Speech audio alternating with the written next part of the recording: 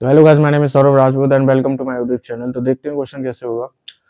If water sample are taken from sea rivers और lake, they will be found to contain hydrogen and oxygen in the approximate ratio of 1:8। This indicate the law of. तो कहने का मतलब ये है कि अगर मैं पानी को समुद्र, नदी या तालाब से लूँ तो उसमें पाया गया कि जो हाइड्रोजन और ऑक्सीजन का जो मास रेशियो है वो कितना है, 1:8 निकल के आ रहा है तीनों केस में, राइट।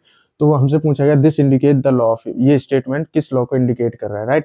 तो ये किसको इंडिकेट करता है, लॉ ऑफ कांस्टेंट प्रोपोर्शन। क्या होता है लॉ ऑफ कांस्टेंट प्रोपोर्शन?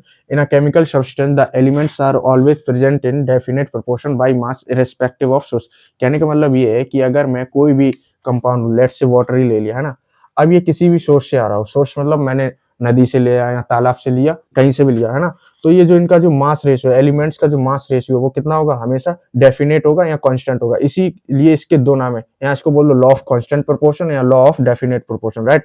जैसे हाइड्रोजन यहाँ कितना है, 2, और ये ऑक्सीजन 16, तो इनका सिंपल रेशियो कितना आ जाएगा, 1:8, राइट। अब तुम वाटर कहीं से भी ले आओ, यूनिवर्स में से कहीं से भी तुम वाटर ले आओ, चाहे तुम दूसरे प्लेनेट से ले आओ, ये जो रेशियो होगा वो कितना होगा, 1:80 होगा, राइट। अब जैसे एक और एग्जांपल ले लो, CO2, राइट।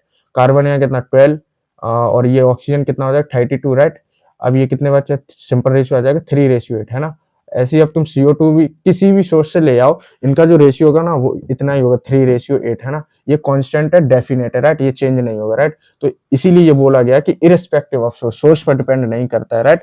और बोला कि present in definite proportion, right, हमेशा किसमें, डेफिनेट प्रोपोर्शन में प्रेजेंट होगा और सोर्स पर डिपेंड नहीं करता है। यही क्या होता है, law of constant proportion, right. अब देखो नेक्स्ट दो क्वेश्चन वो इन दो लॉ पर बेस्ड है, राइट। तो मैं नेक्स्ट वीडियो में इन दो लॉ को भी एक्सप्लेन कर दूंगा, राइट। तो इसका ऑप्शन बी करेक्ट हो जाएगा। तो आई होप आपको ये क्वेश्चन समझ में आ गया होगा। तो मिलते हैं नेक्स्ट वीडियो में नेक्स्ट क्वेश्चन के साथ। Thank you guys.